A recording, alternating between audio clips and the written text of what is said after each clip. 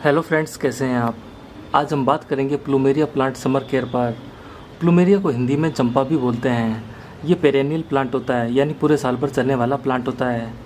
इसकी अगर अच्छे से केयर कर ली जाए तो काफ़ी सालों तक ये सर्वाइव कर जाता है। बड़े गमले में लगा दिया जाए तो ये 5 से 6 फीट तक हाइट में बढ़ सकता है, और अगर ज़मीन में लगा दिया जाए तो ये एक मिनी ट्री बन जाता है, यानी कम से कम 15 से 20 फीट तक ये हाइट में आसानी से बढ़ सकता है। ये मूल रूप से मैक्सिको, मध्य अमेरिका, कैरेबियन कंट्रीज़, ब्राज़ील और नॉर्थ फ्लोरिडा का प्लांट है। ये प्लांट गर्मी में ज़्यादा ग्रीन बना रहता है। जितनी गर्मी पड़ती है ये उतना ही ग्रीन बना रहता है। इसका साइंटिफिक नेम है प्लूमेरिया, और ये एपोसाइनेसी फैमिली का प्लांट है। ये प्लांट उस एरिया में ज़्यादा ग्रोथ करता है जहाँ ह्यूमिडिटी ज़्यादा रहती है, और उन एरिया में भी ज़्यादा ग्रोथ करता है जहाँ पर रेगिस्तानी एरिया हो, जहाँ लगातार बरसातें होती हो और जहाँ पर बर्फ़ गिरती हो। उन एरिया में ये बिल्कुल भी सर्वाइव नहीं करता। ये प्लांट ऑर्नामेंटल प्लांट होता है और काफ़ी हार्डी प्लांट होता है। ये ज़्यादा से ज़्यादा ये गर्मी को भी बर्दाश्त कर लेता है। ये जितना हार्डी होता है उतना ही सॉफ्ट प्लांट होता है। अगर इसमें ज़्यादा पानी डाल दिया जाए तो ये गलना शुरू हो जाता है, क्योंकि इसमें फंगस एक्टिव हो जाता है। वीडियो में आगे मैं आपको ट्रिक बताऊँगा, जिससे अगर आप ओवर वाटरिंग भी कर देंगे तो प्लूमेरिया कभी गलेगा नहीं। प्लूमेरिया एक ऐसा प्लांट है जिसके फ्लावर्स नाइट में ज़्यादा खुशबू देते हैं। प्लूमेरिया बहुत ही इंटेलिजेंट प्लांट होता है। ये अपनी नई नई प्रजातियाँ बनाता रहता है। उसके लिए प्लूमेरिया नाइट में खुशबू छोड़ता है, जिससे स्फिंक्स नाम का एक पतंगा इस प्लांट की ओर आकर्षित होता है, और ये इसके फ्लावर्स पर आके बैठ जाता है। और इस तरह से ये एक फ्लावर से दूसरे फ्लावर्स पर आता जाता रहता है, जिससे इसके परागकण ट्रांसफ़र होते रहते हैं। इस तरह से पोलिनेशन के द्वारा ये अपनी नई नई प्रजातियाँ बनाता रहता है। कीट पतंगों के द्वारा, मानवों के द्वारा ये प्लांट अपनी नई नई प्रजातियाँ बनाने में बहुत ही माहिर है। रेनी सीजन में प्लूमेरिया की कटिंग को ग्रो किया जा सकता है। जब भी आप इसकी कटिंग लें उसे एक दिन सुखा कर ही ग्रो करें। ब्रांच को कट करके उसी समय गीली मिट्टी में लगाते ही फंगस एक्टिव हो जाता है और कटिंग को गलाना स्टार्ट कर देता है। इसलिए कभी भी ब्रांचेस को कट करके उसी समय गीली मिट्टी में ना लगाएं, एक दिन सुखा कर ही लगाएं। अगर आपने ब्रांच को कट कर दिया है और आपके पास टाइम नहीं है ब्रांच को सुखाने के लिए, तो आप एक काम कर सकते हैं, आप रूटिंग हार्मोन लीजिए और कटिंग की भी ब्रांच पर लगा दीजिए। अगर आपके पास में रूटिंग हार्मोन नहीं है तो आप एलोवेरा जेल ले सकते हैं और शहद ले सकते हैं और ब्रांच पर लगा दीजिए, और एकदम ड्राई सॉइल, जो सूखी हुई सॉइल हो, उसके अंदर उस कटिंग को आप लगा सकते हैं। और आपको पानी देना है 2 दिन के बाद में। इस तरह से वो कटिंग ग्रो कर जाएगी और वो कटिंग गलेगी भी नहीं। ये आपके पास 2 रास्ते हैं, एक तो आप कटिंग को सुखाकर ग्रो कर सकते हैं, और एक आप ड्राई सॉइल के अंदर उस कटिंग को लगाकर 2 दिन के बाद में पानी देकर उस कटिंग को ग्रो कर सकते हैं। प्लूमेरिया निकारागुआ और लाओस का राष्ट्रीय फूल है। प्लूमेरिया में 5 पेटल्स होते हैं, और ये white, pink, red orange, purple orange mix कई कलर्स में अवेलेबल होता है। प्लूमेरिया को आप जब भी घर में ग्रो करें तो इसे ऐसी जगह पर ग्रो करें जहाँ पर 12 बजे तक की धूप आती हो, उसके बाद में इसके ऊपर छाया आ जाती हो। ऐसी जगह पर इसको आप लगाएं। हालांकि ये पार्क में खुले में रहता है और हार्डी प्लांट है, फिर भी आप इसे छाया में लगाएं ताकि ये ग्रीन बना हुआ रहे और ज़्यादा से ज़्यादा फ्लावरिंग कर सके। प्लूमेरिया प्लांट में आप गर्मी में डेली वाटरिंग कर सकते हैं, और इसमें ओवर वाटरिंग भी ना हो, ये भी आपको ध्यान रखना है। ओवर वाटरिंग से ये होगा कि इसकी जो स्टेम है ये बहुत ही जल्दी गल जाएगी और ये प्लांट डेड हो जाएगा। इसलिए इसमें बहुत ही लिमिट में और बैलेंस में पानी देना होता है, और इसकी स्टेम में और इसकी पत्तियों में काफ़ी मिल्क भरा हुआ रहता है, तो इसलिए इसको बहुत ही कम पानी की ज़रूरत होती है वैसे भी। अब हम बात करते हैं उस ट्रिक की, जो अगर आप यूज़ करेंगे तो आपका प्लांट कभी गलेगा नहीं। अगर आपसे ओवर वाटरिंग हो भी जाए तो प्लांट को गलने से बचाने के लिए आपको सिर्फ सैंड में इस प्लांट को ग्रो करना है, और आपको कुछ ही नहीं करना। ये टॉप सीक्रेट है जो मैं आपको बता रहा हूँ, और ये मेरा पर्सनल एक्सपीरियंस है इस प्लांट के लिए। अगर सिर्फ बजरी में ये प्लूमेरिया को आप ग्रो करेंगे तो ये कभी गलेगा नहीं, क्योंकि बजरी के अंदर होते हैं स्टोन, और वो अपने अंदर वाटर को होल्ड नहीं रख पाएंगे, और जितना भी एक्स्ट्रा वाटर होगा वो ड्रेन हो जाएगा, और जो सोइल होगी वो अपने अंदर वाटर को होल्ड रखेगी, तो प्लांट में फंगस एक्टिव हो जाएगा और प्लांट बहुत ही जल्दी गल जाएगा। इसलिए आप जितना हो सके सिर्फ बजरी के अंदर इसे ग्रो करें।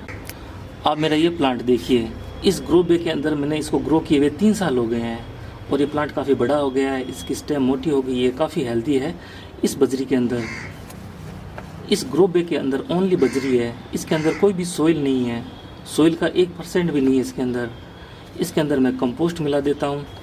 इसके अंदर ना तो कोकोपीट है और ना ही सोइल है, सिर्फ बजरी है ओनली। और इसकी रूट्स ये आप देख सकते हैं ऊपर तक आ रही हैं, ये देखिए। और ये ग्रो बैग इसके लिए अभी छोटा पड़ रहा है। प्लूमेरिया की रूट्स अब बाउंड हो रही हैं इस ग्रो बैग के अंदर, क्योंकि इसको अब बड़ा गमला चाहिए और ज़्यादा ग्रोथ करने के लिए। अगर हम चाहें कि हमारा प्लांट इसी ग्रो बैग के अंदर लगा रहे तो हमें इसके ब्रांचेस को और इसकी रूट्स को प्रून करना पड़ेगा, तब ये इसी पॉट के अंदर रह सकता है। अगर आप चाहें कि इसे और बड़ा करना है तो आप बड़ा गमला यूज़ कर सकते हैं, तो ये साइज़ में और भी बड़ा हो जाएगा प्लांट। प्लूमेरिया को गर्मी के महीनों में आप महीने में एक बार ही फर्टिलाइज़र दें, वो भी कंपोस्ट। 100 ग्राम से ज़्यादा इसमें फर्टिलाइज़र कभी ना दें गर्मी के महीनों में। फरवरी से लेकर जून तक आप इसे महीने में एक बार ही फर्टिलाइज़र दें। जैसे ही रेनी सीज़न आए तो आप 15-15 दिनों में इसमें फर्टिलाइज़र दे सकते हैं और पोटेशियम और फॉस्फोरस वाली खाद भी इसमें दे सकते हैं, क्योंकि जैसे ही रेनी सीज़न आएगा ये फ्लावरिंग स्टार्ट कर देगा।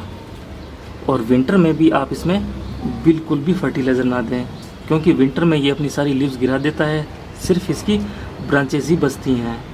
तो विंटर में आपको इसे बिल्कुल भी फर्टिलाइज़र नहीं देनी। गर्मियों में फरवरी से लेकर जून तक आप इसमें महीने में एक बार कंपोस्ट दे सकते हैं। और जैसे ही रेनी सीज़न आए आप 15-15 दिनों में इसमें 100-100 ग्राम कंपोस्ट के साथ में कोई भी आप खाद दे सकते हैं जिसमें पोटेशियम और फॉस्फोरस हो, जैसे सीवीड है, फिश फर्टिलाइज़र है, बनाना पील है, आप कुछ भी दे सकते हैं। प्लूमेरिया का आयुर्वेद में काफ़ी महत्व है। इसके फ्लावर्स को पीसकर फेस पैक लगाने से कील मुहासे दूर हो जाते हैं। प्लूमेरिया से हार्ट और माइंड की दवाएं भी बनाई जाती है। गठिया के पेशेंट के लिए इसकी दवाएं बनाई जाती है। ये काफ़ी इम्पोर्टेंट है आयुर्वेद की दृष्टि से। लेकिन इसकी जो पत्तियां हैं, पत्तियों के अंदर जो मिल्क रहता है उससे स्किन में खुजली हो सकती है। जब प्लांट कुछ एज ले लेगा तो इसमें फलियां लगनी स्टार्ट हो जाएंगी और उन फलियों में होंगे इनके सीड्स। तो उन सीड को आप कलेक्ट करके उनको वापस ग्रो कर सकते हैं। और जो ये कीट पतंगों के द्वारा अपने को पोलिनेशन करता है तो ये नई नई प्रजातियां बनाता है। तो आपको जो भी सीड कलेक्ट होंगे वो नई नई प्रजातियों के होंगे, एक प्रजाति के वो कभी सीड्स होंगे ही नहीं। प्लूमेरिया को आप ग्रो कर सकते हैं इसके सीड के द्वारा और इसकी कटिंग के द्वारा। आप इसकी कटिंग और इसके सीड फरवरी से लेकर सितंबर तक कभी भी लगा सकते हैं, ये आराम से ग्रो भी हो जाएगा। प्लांट में डायरेक्ट न्यूट्रिशन पहुँचे उसके लिए मैं आपको एक ट्रिक बताता हूँ। आप बनाना पील ले लीजिए, जो ये केले के छिलके होते हैं इनको बनाना पील बोलते हैं। और इसकी एक आप छिलका उतार लीजिए और पत्ते को इस तरह से पकड़ लीजिए नीचे से और रब कीजिए।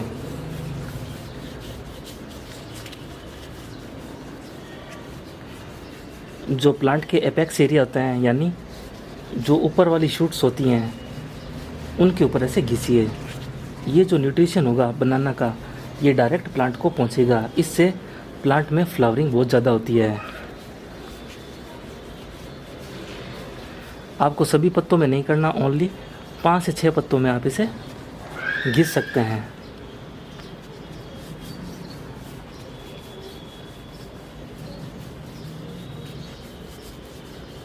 कुछ ही देर में न्यूट्रिशन इन पत्तों के द्वारा एब्जॉर्ब कर लिया जाएगा।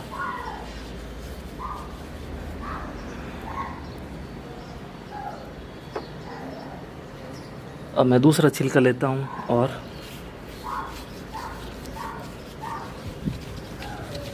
इसे हम रब करेंगे।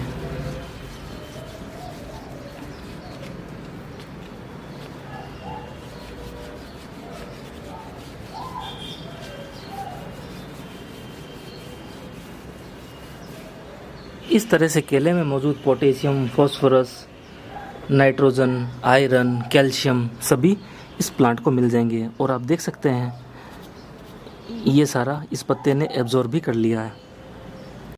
बनाना पील घिसने के 1 मिनट बाद ये आप देखिए इसकी लीव्स, इसने सारा न्यूट्रिशन अपने अंदर एब्जॉर्ब कर लिया है और ये दिखने में काफ़ी सुंदर भी लग रही है और शाइनी भी हो गई है।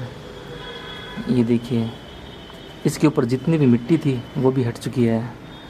तो आप केले के छिलका का यूज़ ऐसे भी कर सकते हैं। तो आपको ध्यान रखना है इसके पानी का, टेम्परेचर का, फर्टिलाइज़र का।